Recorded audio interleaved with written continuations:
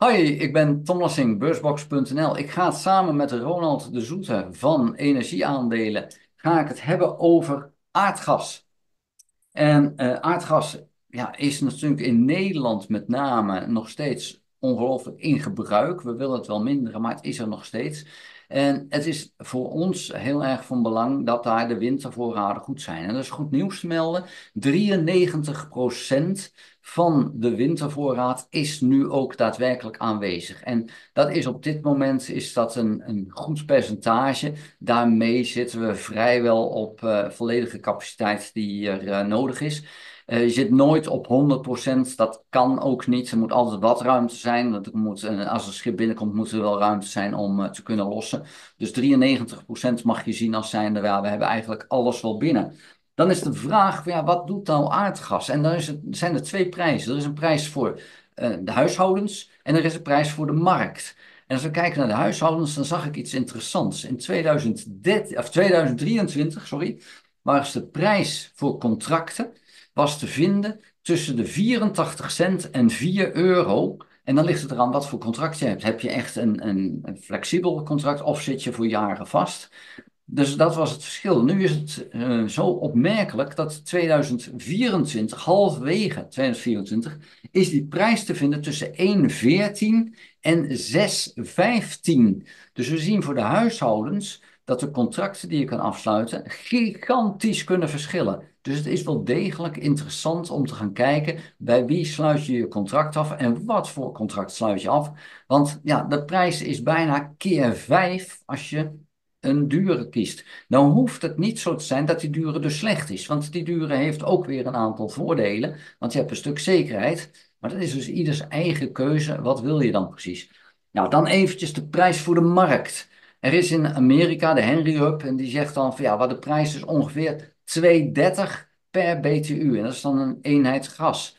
En als we datzelfde gas in Europa verkopen, zit je ongeveer op 12. Nou, waarom dat enorme verschil? Ja, dat is dus het feit, het gas is in Amerika uit de grond gehaald en moet naar Europa toe. Ja, dat kost dus bijna $10 per BTU. Dan Europese prijs, megawattuur. Ja, dan zit je op 35 euro. Ja, wat zegt dat? Ja, dat zegt ons helemaal niks, want dat moet je allemaal omrekenen naar dat je er wat aan hebt. Dus ik heb het niet al even gezegd, maar ja, daar hebben we niet zo heel veel aan. Maar ik denk dat we wel wat verduidelijking kunnen krijgen van die markt van Ronald. Ronald, welkom. En Ja, ja, ik laat het aan jou.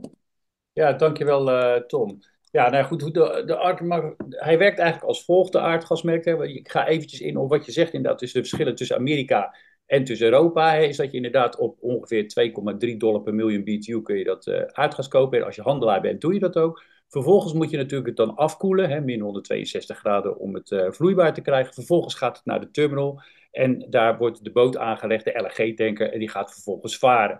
Ja, die LNG-prijs, behalve dan in Europa, dat noemen we de TTF-prijs, dat is de Title Transfer Facility-prijs. Dat is eigenlijk toonaangevend op dit ogenblik binnen Europa. Wordt ook de balancing point, bijvoorbeeld in Engeland wordt daarop afgericht. De zeebrugprijzen worden daarop afgericht. Heeft eigenlijk te maken met ja, waar is de meeste vraag in Europa? En dan krijg je achter de komma krijg je een iets betere prijs. Maar goed, als je op tijd bent, kan je schepen natuurlijk ook als handelaar. Mits je kan lossen en wat je al zei, als er genoeg plek is, in ieder geval in de importterminals in Europa, dan kan je daar je boot lossen en winst maken. Nou, daar heb je ook een marker, daarom zeg je het even, de JMK, dat is de Japan-Korean marker, de JKM-marker. En die ligt ook ongeveer, als het zeg maar niet te koud is en de economie niet te hard loopt, ongeveer gelijk aan Europa. Dus je zit nu eigenlijk in op net boven de $2 in Amerika, $12 in Europa en 12,8 in het Verre Oosten. En dan kun je nagaan rekenen ook wat die traders kunnen verdienen. Nou, op dit ogenblik zie je eigenlijk dat de prijzen relatief goed blijven hangen. En dat de posities eigenlijk in Amerika vooral eigenlijk niet worden ingenomen door handelaren, omdat je er eigenlijk geen geld aan kunt verdienen. Want je moet je voorstellen, als je handelaar bent en je koopt een groot volume in Amerika, dan kan je gokken op Europa, je kunt gokken op het Verre Oosten en je kan gokken dat de prijs omhoog gaat in Amerika zelf natuurlijk, hè, als je met de fysieke aardgas speelt.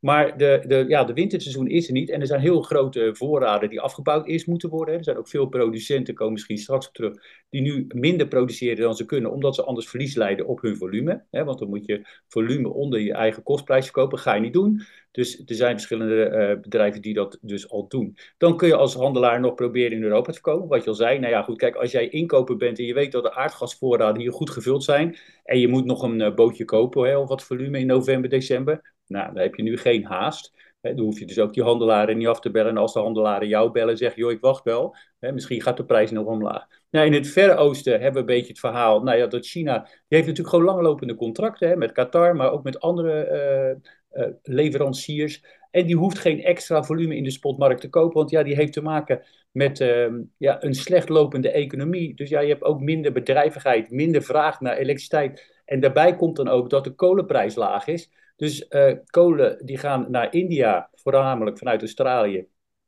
en naar China. Ja, als die kolenprijs laag is, joh, ze hebben niks te maken. En nu zeker China niet met die klimaatdiscussies. Die wil gewoon geld verdienen, want ze staan heel slecht op. Dus die gaan hun aardgascentrales niet laten draaien. Die gaan gewoon hun kolencentrales voluit laten draaien. Je zal ook zien dat als je dan aan het eind van 2024 komt, dat je zal horen dat CO2-uitstoot in China omhoog is gegaan. En dat is gewoon een gevolg van het verschil wat er ligt in prijs tussen de kolenprijs en de aardgasprijs daar. Dus dat is er een beetje aan de hand op de aardgasmarkt op dit ogenblik.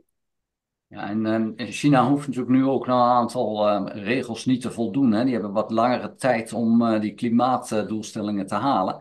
Dus die zullen er ook helemaal niet zoveel haast meer hebben om dat te gaan doen. En inderdaad, het gaat slecht met de economie en ze hebben dat geld gewoon keihard nodig. Dus ik kan me dat wel indenken.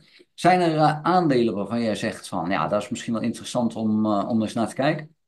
Ja, de aandelen die ik al tijden tip, ook in mijn eigen webinars, is CHK, EQT, Cheniere, ATO. Ja, dat zijn echt best wel een handje. En dat is eigenlijk niet om nu meteen in te kopen. Je hoeft niet vandaag in te kopen, want ja, het hele verhaal wat ik er net heb uitgelegd, dat zegt dat we dus nog een paar weken moeten wachten. Maar als jij wil beleggen in aardgas, ja, dan moet je wat meer de diepte in. Ik heb ze nu niet allemaal bij de slides bij de handen, maar ik heb nu ook een analyse gedaan, ook voor morgen. Dan moet ik een presentatie geven in Breda over de aardgasmarkt. En wat je daar ziet is eigenlijk dat we het eigenlijk helemaal niet zo slecht doen qua aardgasvraag. Dus op dit ogenblik is de vraag best wel constant, zowel zeg maar voor de industrie in Amerika, zowel als gevolg van het weer, dat die airco's belevend moeten worden. Maar het is eigenlijk de surplus die ontstaan is door eigenlijk ook wel een beetje de warme winter die ze daar ook hebben gehad. Hè. En ze konden eigenlijk het niet kwijt. Het hele verhaal wat ik verteld heb met die traders, weet je, die natuurlijk goud hebben verteld, verdiend echt tientallen, zelfs over de 100 miljoen per scheepslading. Weet je, in de crisis. Dus alle handelskantoren die hebben handelsafdelingen opgezet.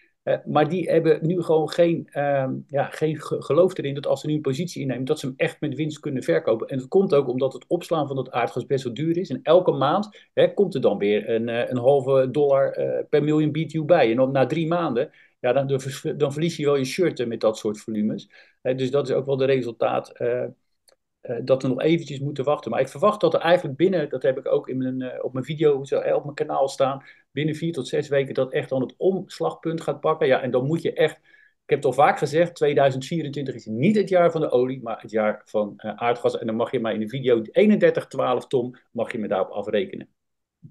Oké, nou dan staan we het in ieder geval wat Ja, toch? daarover gaan hebben rond die tijd. Dat is misschien wel leuk. Jij hebt morgen een presentatie van WA Selfinvest in Ja. Breda, heb ik gezien. Dat is morgenmiddag. Ik zal in de beschrijving van deze video daar een link naartoe plaatsen, want het is wel leuk. Je kan die namelijk ook online volgen. Je kan daar live heen, kost niks, maar je kan hem ook online volgen.